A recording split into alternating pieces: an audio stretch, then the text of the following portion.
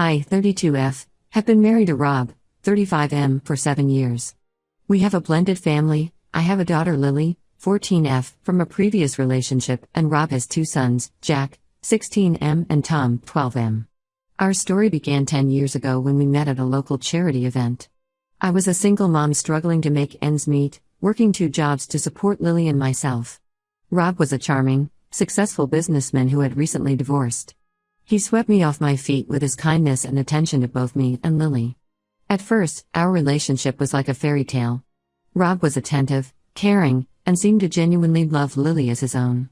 He would spend hours playing with her, helping with her homework, and even took her to father-daughter dances at school.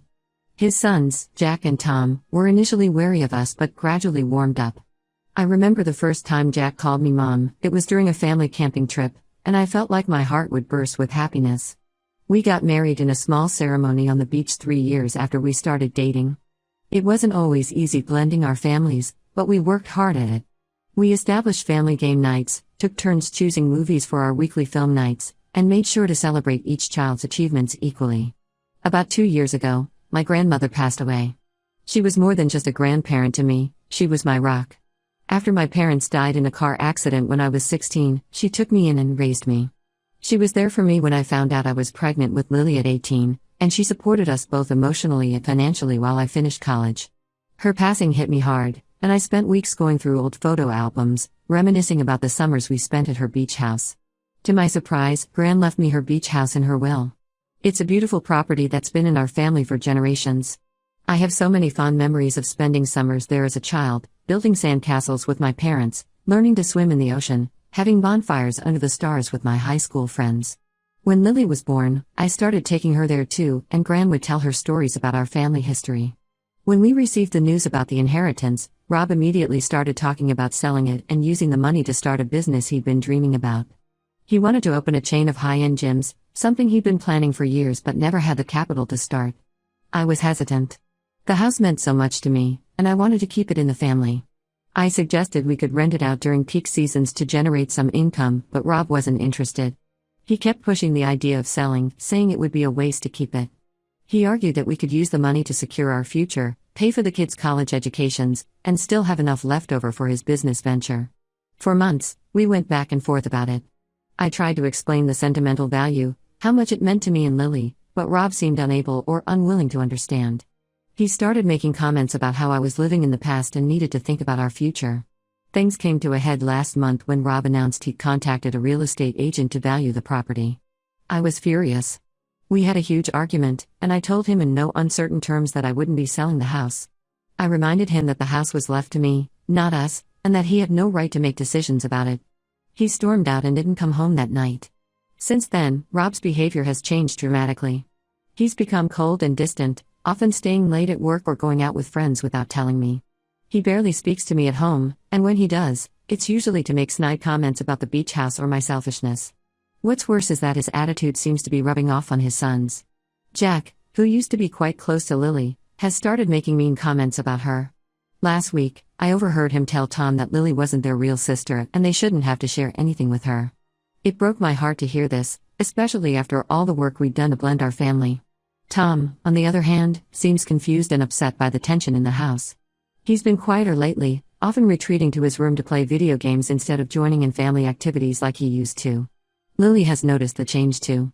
She asked me the other day why Rob doesn't hug her goodbye anymore when she leaves for school. I didn't know what to tell her. The final straw came yesterday. I came home from work early, not feeling well, and found Rob going through my personal documents in our home office. When I confronted him, he admitted he was looking for the deed to the beach house. He said he thought if he could find it, he could sell the property without my consent. I was shocked and hurt. I never thought Rob would go behind my back like this. We've always been honest with each other, even when times were tough. When his business went through a rough patch a few years ago and we had to tighten our belts, we faced it together. When Lily was struggling in school and needed a tutor, we made it work. I thought we were partners, but now I feel like I don't know him at all. I told him to leave the house immediately. He tried to argue, saying he was doing it for our family, but I couldn't listen anymore. He's currently staying with his brother, and the boys are with him. Lily is upset and confused about what's happening. She asked me if this means Rob isn't her dad anymore, which broke my heart. I tried to explain that adults sometimes have disagreements, but that Rob still loves her. I'm not sure she believed me, though. I'm trying to stay strong for her, but I'm struggling to process everything that's happened. The beach house, which has always been a source of happy memories for me, now feels tainted by this conflict. I find myself staying up late, looking at old photos of my grandparents and parents at the house, wondering what they would do in my situation. I don't know what to do now. Part of me wants to try and work things out for the sake of our family. We've been through so much together, and the thought of breaking up our family is devastating. But another part feels like this betrayal is too big to overcome. Rob's actions have shown a lack of respect for me and my feelings that I'm not sure I can get past. Am I overreacting? Should I consider selling the house to keep my marriage intact? Or is this a sign of deeper issues that we can't come back from? I feel lost and could really use some outside perspective. Update 1. It's been about a month since my last post, and a lot has happened. First, I want to thank everyone for their advice and support. Your comments really helped me gain perspective on the situation and gave me the strength to stand my ground. After Rob left, I took some time to think things through. I realized that his behavior wasn't just about the beach house, it was a symptom of larger problems in our relationship. Looking back, I could see patterns I'd overlooked before. There were times when Rob would make decisions without consulting me, assuming I'd go along with what he wanted. I remembered how he pushed for us to move to a bigger house a few years ago, even though I was comfortable where we were. At the time, I'd given in to keep the peace, but now I could see it as part of a larger issue. I decided to stand my ground and not sell the property. Instead, I started looking into ways to make the beach house work for us financially. I contacted a property management company about renting it out during peak seasons, and I've been researching local regulations about short-term rentals. About a week after he left, Rob reached out and asked to talk. We met at a neutral location, a coffee shop in town where we used to have date nights when we first got together. It felt strange to be sitting across from him as almost strangers after all we'd been through. Rob apologized for his behavior, saying he'd had time to reflect and realized he was wrong. He claimed the stress of wanting to start his business had gotten to him, and he'd lost sight of what was really important. He talked about how much he missed the kids and how he wanted to make things right. I listened to what he had to say, but I couldn't shake the feeling that something was off. His apology seemed rehearsed, and he kept steering the conversation back to the beach house and how we could compromise. When I mentioned my plans to rent out the property, he immediately started talking about how we could use that income for his business idea. My suspicions were confirmed a few days later when Lily came to me in tears. She told me that Jack had been messaging her, saying that if she convinced me to sell the beach house, Rob would buy her a car when she turned 16. I was furious. Not only was Rob trying to manipulate me, but he was using the kids to do it. I confronted Rob about this, and he didn't even try to deny it. He said he was doing what was best for the family and that I was being selfish for not considering everyone's needs. That's when I realized there was no coming back from this. The man I thought I knew, the man who had been such a loving father to Lily, seemed to have disappeared. I contacted a lawyer and filed for divorce. When Rob found out, he became furious. He's been spreading lies about me to our friends and family, claiming I'm trying to keep the kids from him and that I've been planning to leave him for months. Some of our mutual friends have stopped speaking to me, and it hurts to realize how easily they believed Rob's version of events. The kids are struggling with the situation. Tom doesn't really understand what's happening and keeps asking when we'll all be living together again. I've tried to explain in age-appropriate terms, but it's hard to make a 12-year-old understand such a complex situation. Jack is angry and blames me for breaking up the family. He refuses to come to the house when it's his weekend with me, saying he doesn't want to stay at the beach house. I'm trying to be patient with him, remembering that he's a teenager dealing with a lot of change, but it's hard not to take his words personally. Lily is quieter than usual, but she told me she's glad we're not going back to Rob. She confided in me that she'd been uncomfortable with how Rob had been acting lately, saying he'd make comments about how she wasn't really part of the family when I wasn't around. Hearing this broke my heart, but it also reinforced that I was making the right decision.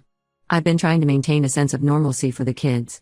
We've been spending weekends at the beach house, and I can see how much it means to Lily to have this connection to her great-grandmother. We've been going through old photo albums together, and I've been sharing stories about my childhood and our family history. It's been a healing process for both of us. On a brighter note, I've reconnected with some old friends who've been incredibly supportive.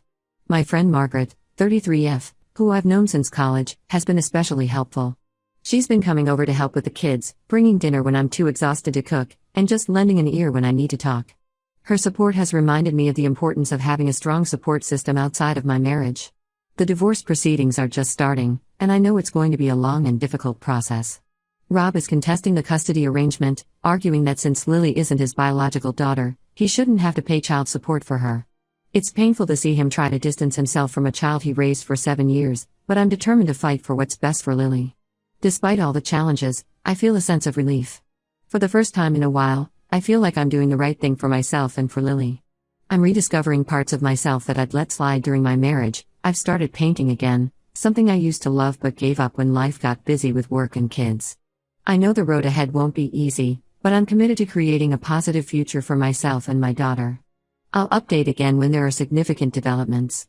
Update 2. It's been 3 months since my last update, and things have been challenging, to say the least. The divorce proceedings are in full swing, and Rob is fighting me every step of the way. He's contesting the custody arrangement, claiming that since Lily isn't his biological daughter, he shouldn't have to pay child support for her. This, despite the fact that he's been her stepfather for 7 years and has always claimed to see her as his own. The lawyer says this is a common tactic to try and reduce financial obligations, but it doesn't make it any less hurtful. His sons, Jack and Tom, are still living primarily with him. Jack has become increasingly hostile towards me, Lily. Last month, he refused to come for his scheduled weekend visit, saying he didn't want to stay in that stupid beach house. When I tried to talk to him about it, he accused me of choosing the house over their family. It's clear that Rob has been feeding him his version of events, and I'm at a loss for how to counter this narrative without putting Jack in the middle. Tom, on the other hand, seems torn. When he's here, he's affectionate and seems to enjoy spending time with us, but as soon as Rob picks him up, he becomes withdrawn. Last week, he left his journal at our house, and while I didn't read it, I couldn't help but notice the word confused written in large letters on the open page. It breaks my heart to see him struggling like this. Lily is struggling with the loss of her stepbrothers. She and Tom were particularly close, and she misses having him around. I've tried to arrange for them to spend time together without Rob or Jack present, but Rob always finds a reason to cancel. Lily has been throwing herself into her hobbies as a distraction. She's joined the school drama club and has been spending a lot of time working on a mural in her room at the beach house. The situation came to a head 2 weeks ago. It was Lily's birthday, and we had planned a small celebration at the beach house. Tom had promised to come, and Lily was excited to show him the mural she'd been working on. At the last minute, Rob called to say he wouldn't be dropping Tom off. His excuse was flimsy, something about a last-minute soccer practice, and I could hear the hesitation in his voice. Lily was devastated. In a moment of frustration, I called Rob and unleashed all the anger and hurt I'd been holding back. I told him he was being cruel and selfish, using the kids as pawns in his game. I reminded him of all the times he'd promised to always be there for Lily, of the father-daughter dances he'd attended, of the bedtime stories he'd read her. To my surprise, he broke down. Rob admitted that he'd been acting out of hurt and pride, and that he knew he was damaging his relationship with the kids. We had a long, honest conversation for the first time in months. He confessed that he'd been struggling financially, his business wasn't doing as well as he'd led everyone to believe, and he saw the beach house as a way out of his problems. He also admitted to feeling insecure about his role in Lily's life, especially as she got older and more independent. While I appreciate his honesty, it doesn't undo the hurt he's caused. We've agreed to try family counseling, not to reconcile, but to find a way to co-parent effectively for the sake of the kids. Our first session is scheduled for next week, and I'm nervous but hopeful that it might help us find a way forward. On a personal note, I've started a small online business selling handmade jewelry. It's something I've always enjoyed as a hobby, and it's been a welcome distraction from the stress of the divorce. I've been using the sunroom at the beach house as a workshop, and there's something soothing about working with my hands while looking out at the ocean. Lily has even been helping me, designing some pieces and managing our social media accounts. It's been a great way for us to bond and has given her something positive to focus on. The beach house has become our sanctuary. We spend most weekends there now, and I can see the positive effect it's having on Lily. She's starting to open up more, talking about her feelings and her fears about the future. Last weekend, we sat on the beach watching the sunset, and she told me she was proud of me for standing up for myself. It meant more to me than I can express. I know we still have a long road ahead, but I'm cautiously optimistic. If nothing else, this experience has shown me how strong Lily and I can be together. Whatever happens with Rob and the boys, I know we'll be okay. Update 3. It's been 6 months since my last update, and I'm happy to report that things have finally started to stabilize. The divorce was finalized last month. In the end, Rob and I managed to come to an agreement without going to court. He's accepted that the beach house will remain mine, and we've worked out a fair custody arrangement for all 3 kids. It wasn't easy, and there were times when I thought we'd never reach an agreement, but the family counseling sessions really helped. Speaking of family counseling, it's been incredibly helpful. Our therapist, Dr. Anderson, has given us tools to communicate better and work through our issues. It's given us a safe space to air our grievances and find common ground. Jack was resistant at first, rolling his eyes and giving one-word answers, but he's slowly coming around. In our last session, he actually apologized to Lily for his behavior over the past year. It was a breakthrough moment, and I could see the relief on Lily's face. Tom has been thriving with a new arrangement. He splits his time evenly between Rob's place and the beach house, and he seems happier and more relaxed than I've seen him in years. He's joined a local surfing club and spends hours in the water when he's at the beach house. It's wonderful to see him finding his own passion. Lily has shown incredible resilience throughout this whole ordeal. She's really come into her own over the past few months. Her involvement in the school drama club has boosted her confidence, and she recently landed the lead role in the school play. She's made some new friends through the club, and they often come to stay at the beach house on weekends. It's wonderful to see her laughing and enjoying life again. My jewelry business has really taken off. What started as a distraction has turned into a successful small business. I've even been approached by a few local boutiques about stocking my pieces. Lily loves to help out, and we've turned the sunroom at the beach house into a full-fledged workshop. It's become a special bonding time for us, working side by side, chatting about our days. Rob and I are on better terms now. We're not friends, but we can have civil conversations about the kids without it turning into an argument. He started his own business, a small landscaping company, and seems to be doing well. He's been more consistent with his time with the kids, which has made a big difference in their relationships. Last weekend, we had a big family dinner at the beach house. All 3 kids, Rob, and even my friend Margaret came. It wasn't perfect, there were a few awkward moments, but it was nice to see everyone together without tension. We even managed to laugh about some old family stories. It felt like a glimpse of what our future might look like, different from what I'd imagined, but not necessarily worse. I won't pretend it's all been easy. There are still days when I feel overwhelmed or doubt my decisions. The legal fees from the divorce have been a strain, and I'm still adjusting to managing everything on my own. But then I look at Lily, at how she's grown and how close we've become, and I know I made the right choice. The beach house, which was once a source of so much conflict, has become a symbol of our resilience and our future. It's not just a piece of property, it's a home filled with new memories and new beginnings. We've started a tradition of Friday night bonfires on the beach, roasting marshmallows and sharing stories. Last week, Jack actually joined us voluntarily for the first time. As I sit here on the porch, watching the sunset over the ocean, I feel a sense of peace I haven't experienced in years. The path forward isn't always clear, and I know we'll face more challenges, but I'm no longer afraid to face them. Whatever comes our way, I know we'll face it together, stronger for what we've been through.